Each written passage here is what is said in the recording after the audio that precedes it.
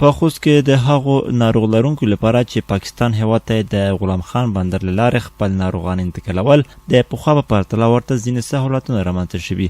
د ځایي چارواکو په وینا د دواړو هېوادونو ترمنځ د نوي رامنځته شوي طرحې پر مټ اوس د انتقال رسمي پاڼې شمېره له 15 څخه تر 100 کسانو پورته شوي. همداراز د انتقال رسمي پاڼو لپاره مرکز اوس د قبایلو چارو ریاست ټاکل شوی چې په ښار کې موقعیت لري.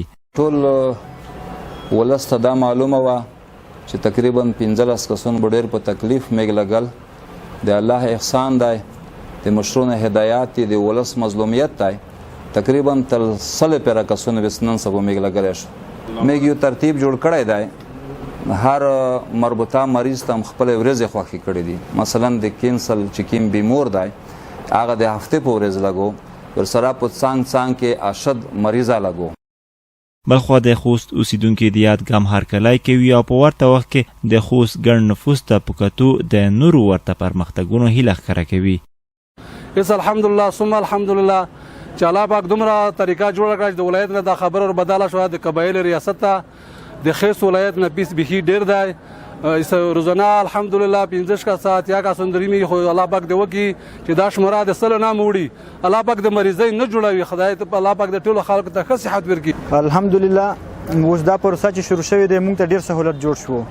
مخکې به موږ تقریبا 3 میاشتې 2 میاشتې داسې انتظار مو کولو بډرو کې به پروته وو، موږ به کور نه کېدو او یا 15 یا 20 کسان بلا دا پروسه چې شروع شوې ده 100 کسان و نیم 100 کسان اجل مریض خو چې سره روشي دلته ډاکټر کې نه ولای دی.